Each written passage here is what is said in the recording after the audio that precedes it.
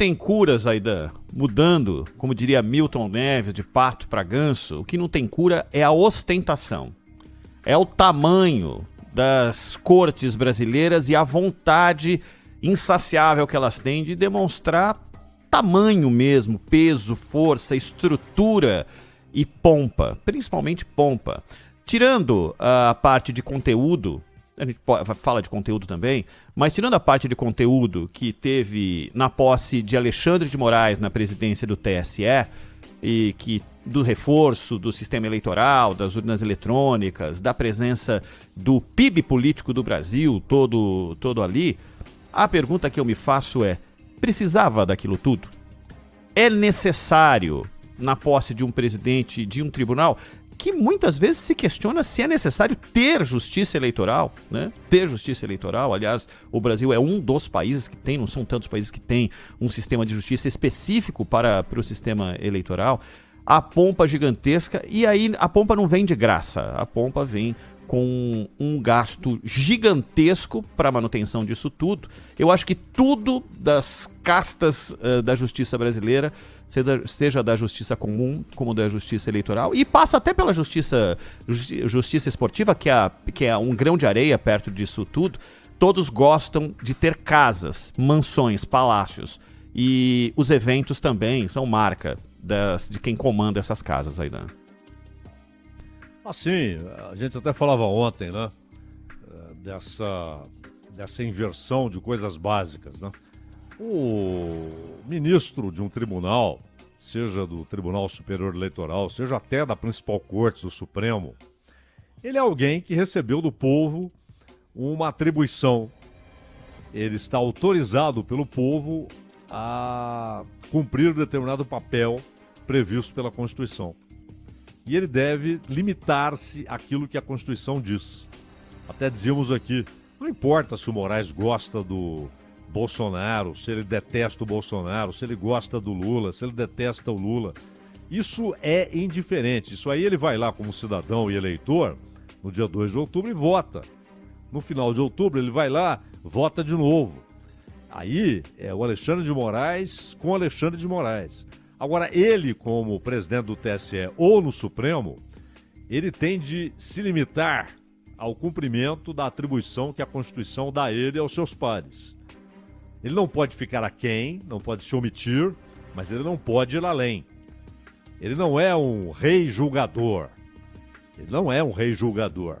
Ele é um ministro que tem de limitar-se a julgar de acordo com a Constituição e, nesse caso específico, no TSE, de acordo com a legislação eleitoral. Só. Não importa o que ele quer, o que ele gosta, de quem ele não gosta. O discurso foi uma coletânea de frases que ele, Alexandre de Moraes, já disse várias vezes. Várias vezes, não houve nada inédito.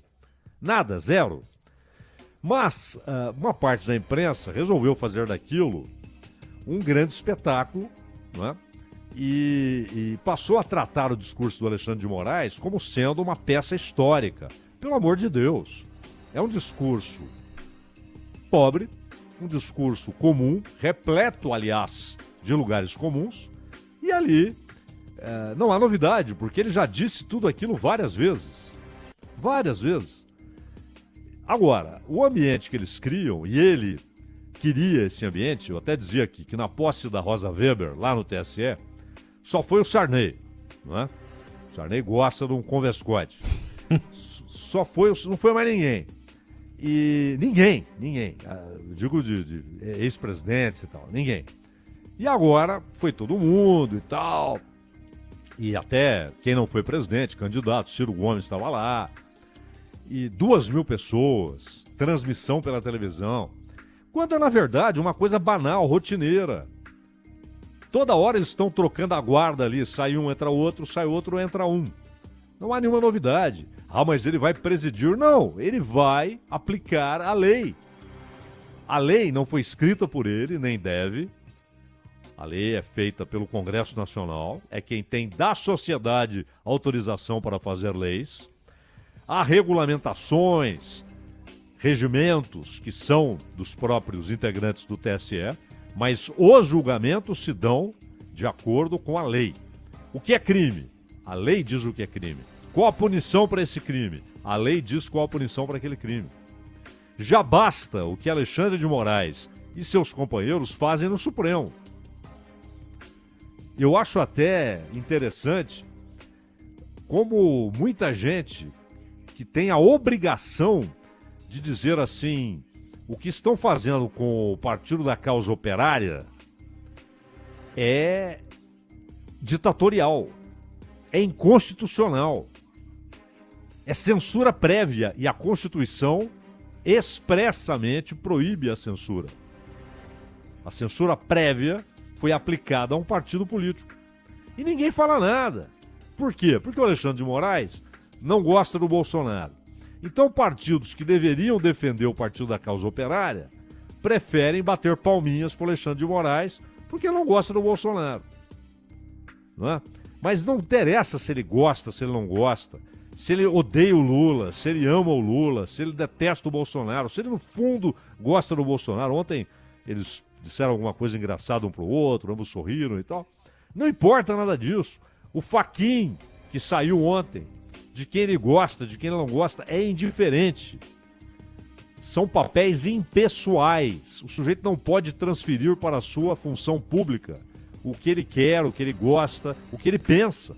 Um ministro do Supremo, às vezes ele detesta uma parte do texto constitucional.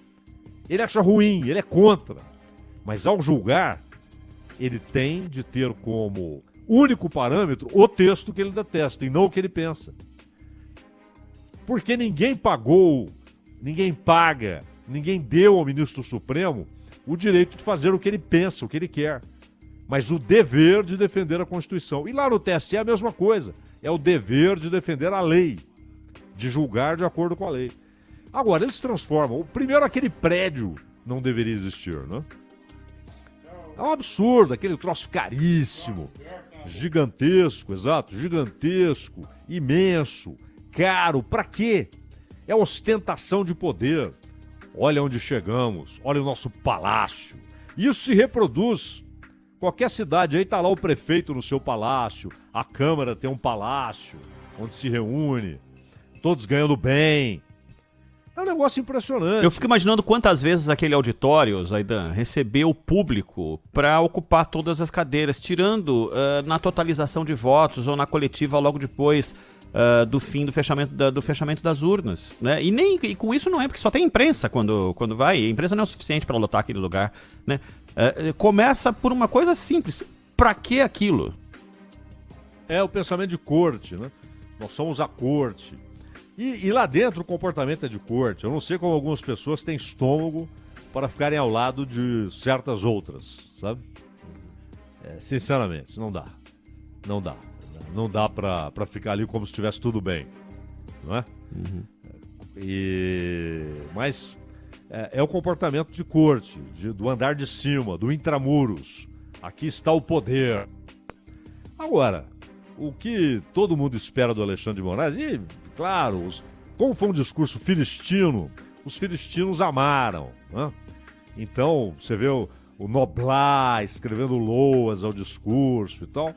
E um discurso que não tem nada, é simplesmente uma coletânea de coisas que ele já disse várias vezes, né? Não há nada de inédito, de impactante, de importante. Mas o que se espera é que ele atue absolutamente dentro da lei, lá e no Supremo, é só isso. A sociedade deu a ele essa atribuição, é essa que ele tem de cumprir, nem a menos nem a mais, né?